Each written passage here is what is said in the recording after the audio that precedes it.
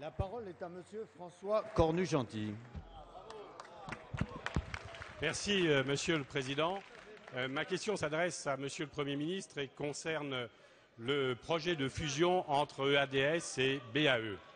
Chacun sait qu'il s'agit d'un projet extrêmement important qui aurait des conséquences considérables, tant sur le plan de l'emploi que de la stratégie industrielle, que de la défense nationale. Or, depuis le lancement de ce projet, on a assisté à de nombreux débats, y compris parlementaires, en Allemagne et en Grande-Bretagne, à partir desquels on peut se faire une idée un peu précise de la position de ces gouvernements. Le contraste est saisissant avec le silence français. Alors je suis bien certain que pour faire aboutir ce genre de négociations, il ne faut peut-être pas mettre tout sur la table, une certaine prudence est nécessaire. En revanche, je crois qu'on arrive à un stade où il faut dire un certain nombre de choses. Et donc, je souhaiterais, au nom que vous puissiez dire, Monsieur le Premier ministre, au nom de la représentation, devant la représentation nationale et dans l'intérêt des salariés de EADS et des sous-traitants qui regardent cette question avec beaucoup d'attention, que vous puissiez répondre à 3 questions. La première, c'est le pilotage des négociations. Côté français, ce pilotage, à quel niveau est-il effectué? Est-ce à l'Élysée? Est-ce à Matignon? Est-ce à Bercy? Et où? À Bercy. Le second point, c'est d'éclairer un peu sur la position de la France, de dire ce que l'on veut, qu'est-ce que la France accepte, qu'est-ce qu'elle n'accepte pas, qu'est-ce qu'elle souhaite, qu'est-ce qu'elle ne souhaite pas.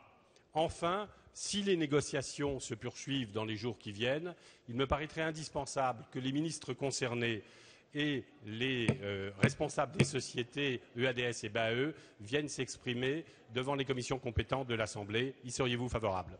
Merci. La parole est à Monsieur le ministre de l'Économie et des Finances, Pierre Moscovici.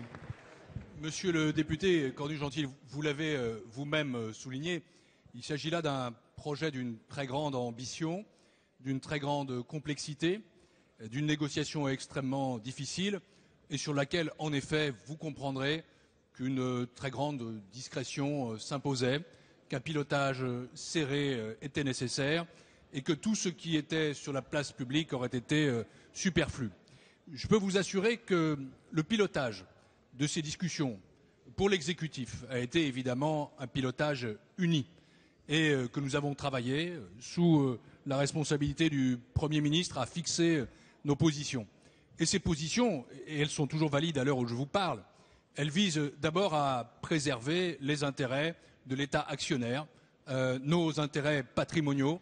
EADS est une entreprise dans laquelle nous sommes actionnaires, c'est une originalité et nous voulons la défendre.